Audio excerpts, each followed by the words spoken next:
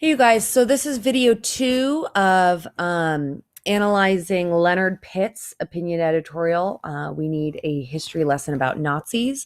So that first video really lays out what his message is, right? And his message is, what really happens. I want to inform you what really happens when you invoke the Nazi regime. And so here's how he does it. So look, just immediately without even reading, I see a lot of that blue, that cyan blue, a lot of pink, right here, here, again, here. I see a little bit of red, but to remind you, the blue is parallel structure. So Pitts is using a lot of parallel structure. The pink is diction. So Pitts is also using, diction to sway his audience. There might also be some red analogy or kind of figurative language along with his plea and or facts. Oops.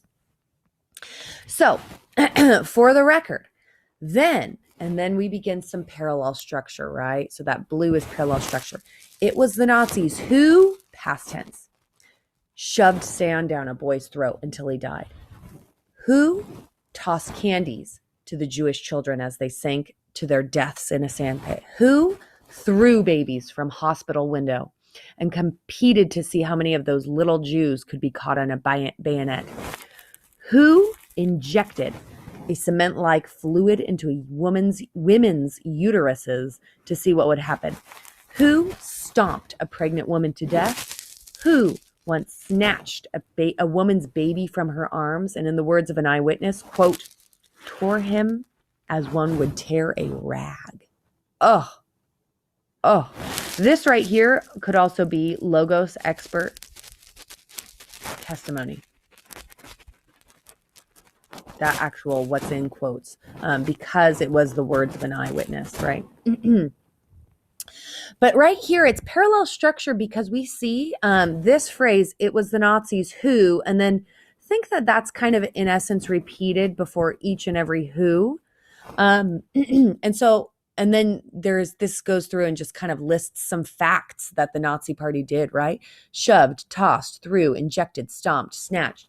So listing all of those verbs in the past tense just after the who is stating it in parallel structure. So that's a nice balance. It balances all these facts in order to create emotion. And if you consider, what is the emotion? Perhaps it's horror, right? At what the Nazi party is capable of, right? It seems, oh my God, too horrible to even be true that any person could be capable of this, right? Like we read in Night, these horrors exist, and it goes far beyond what we know in 2020, right? Some of the horrors may have died with, the Nazis and the Jews. So ideology over reason. That's who the Nazis were, ladies and gentlemen. That addition of ladies and gentlemen actually taps into a little bit of ethos.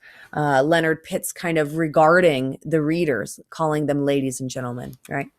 Those obscenities is a, diction choice. Oh, that should have been on the same line, but it that means like offensive, vulgar, disgusting, immoral, even sexually abusive.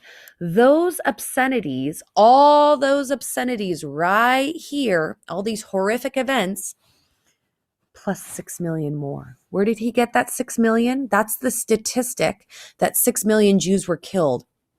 To magnify. And so why he's doing this is Pitts is magnifying the severity of these obscene acts to appeal to the reader's emotion that 6 million obscenities is far too many and truly horrific, truly sad and disgusting. Then we begin a little bit of parallel structure. They were the triumph of ideology over reason and even over humanity. The noun demonization of radical religious and political difference, the objectification of the vulnerable other, and the authors of a mass murder that staggers imagination still.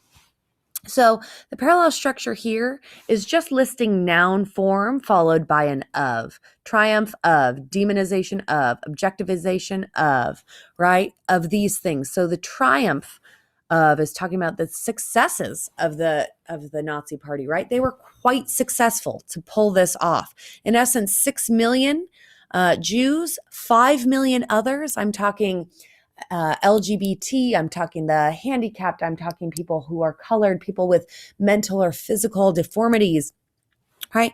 They were very successful in pulling off the murder of 11 millions, right? In under a decade. The demonization, they made the Jews and Judaism and anyone who is other seem demonic, right? With their propaganda and the way that they just kind of helped all Aryan people to the exclusion of the Jews, right? And the objectification of, right? They made Jews seem other. They're not human. They're subhuman, less than.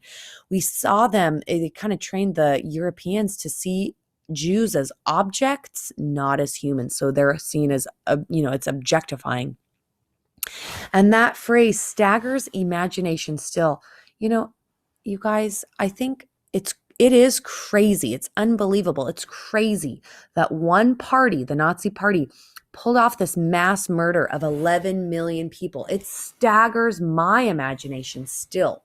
2020, we're 70, 80 years beyond, and yet this is still unfathomable. You would think, and you notice that repetition right here. It's not yet parallel. Usually you need 3 to make parallel structure, but it's repetition for sure. And it's a stylistic choice that Pitts is doing to kind of plead to his audience. You would think then that where they are invoked to draw parallel or make a point, it would be done with a respect for the incalculable evil that the Nazis represent. What? What is Pitts saying? He's saying I should respect the evil that the Nazis did? That's what he's saying, yeah.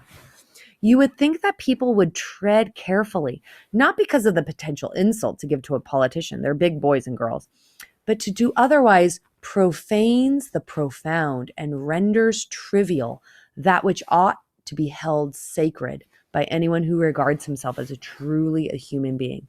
So Pitts is stating this: do you see yourself as a human being, reader? And yes, all readers are human. We are literate.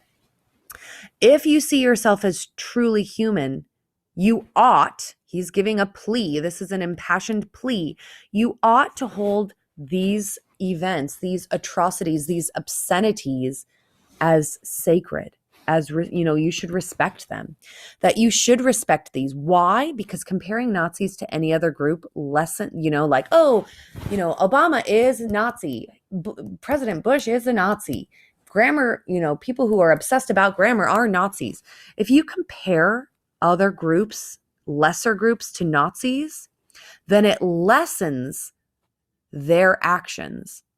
And it actually makes, in an attempt to make, grammar more severe or Bush or Obama more severe. Whether you agree or disagree with either President Bush or President Obama, they are not and should not be likened compared to Nazis. That is actually demonizing these, presidents and making the Nazi party seem way less than what they were. And so that is an atrocity. Pitts is arguing that this should never happen, that the Nazi party was so evil and should be an entity all of its own, that the Nazis were so evil, they should not be compared to other evil or like bad policy. Right? And I'd honestly say this is his message. This is Leonard Pitts' message in his opinion editorial.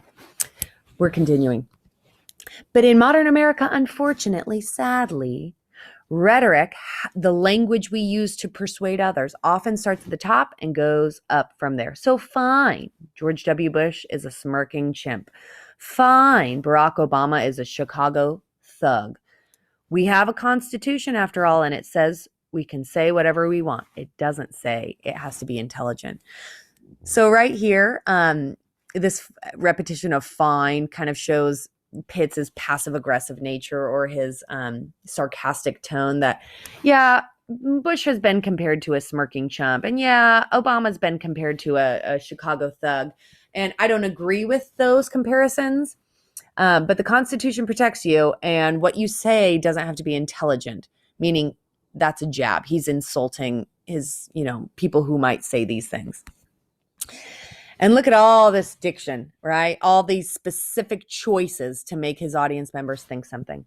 So he's saying, yeah, you're protected if you liken Obama or Bush to Hitler. Every time I hear that, it makes me cringe. It's a physical response to something unpleasant. So he's saying that's unpleasant. To what our collective prosperity for historical amnesia and our retarded capacity for reverence. Oof, I love that line. He's talking about collective prosperity. This is what we all have together. So Americans all have a certain amount of prosperity, of health, of welfare, of, freedom. We all share these things. It's collective. Historical amnesia. We Americans are prone to forgetting lessons of the past.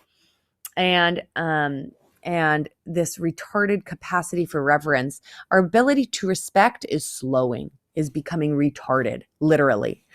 And he says, and I were butchered with gleeful sadism and mechanistic dispatch. Oof.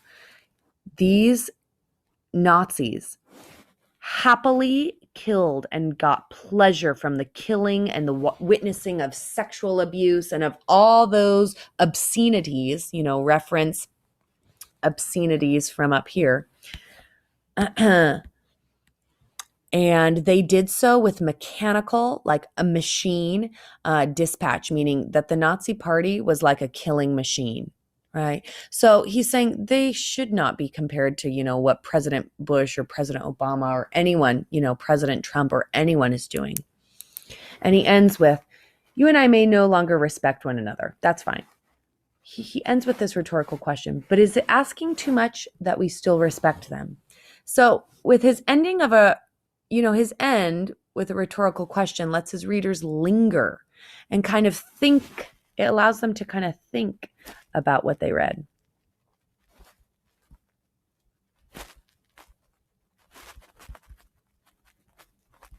And it kind of asks them, will you, the reader, reconsider using the word Nazi lightly? So hope that video helps. For homework, I'm only going to ask today that you guys look at the purpose, the message, the audience, and how would you describe Leonard Pitts' tone?